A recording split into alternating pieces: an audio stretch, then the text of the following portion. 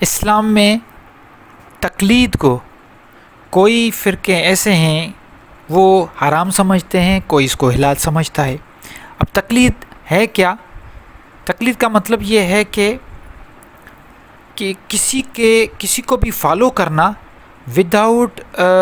کسی بھی دلیل کے بغیر، کسی بھی ثابتی کے بغیر آنکھ بند کر کے کسی کو فالو کرنے کو تقلید کہا جاتا ہے۔ اور فالو ریلیجس حوالے سے میں کہہ رہا ہوں، جیسے بہت سارے ایسے لوگ ہیں جو یہ کہتے ہیں، ایسے مسلک ہیں وہ کہتے ہیں کہ ہم صحابہ کرام کی تقلید کرتے ہیں، یا ہم بخاری کی ایسی مطلب بخاری یا جو تبع تابعین ہیں ان کی ہم نے تقلید کی ہوئی ہے، ہم ان کو فالو کرتے ہیں کیونکہ انہوں نے جو کچھ کہا ہے وہ حق اور سچ ہے، ہم اس پہ کوئی ثابتی نہیں لیتے۔ اور کچھ فرقے ایسے ہیں جو یہ کہتے ہیں کہ نہیں، تقلید حرام ہے، وداؤٹ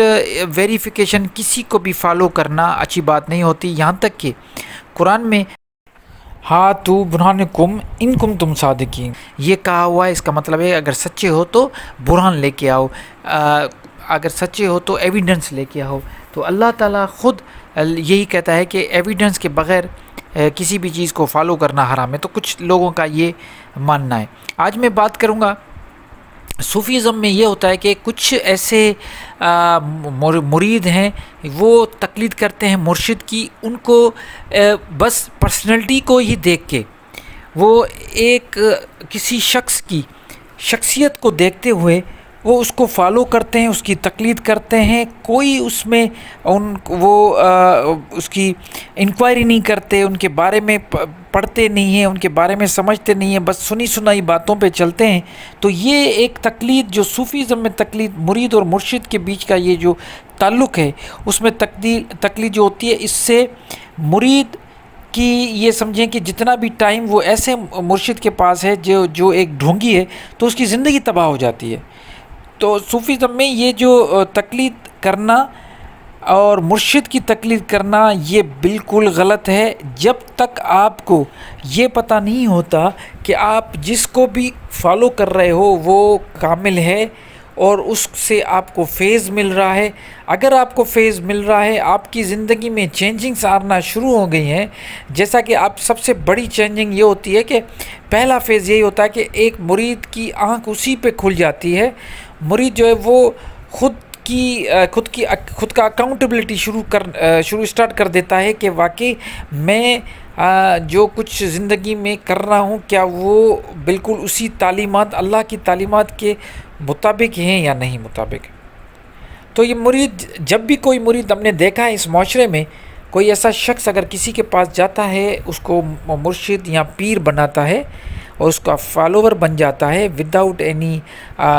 یہ سمجھیں کہ اس کی کسی بھی قسم کی وہ تحقیق نہیں کرتا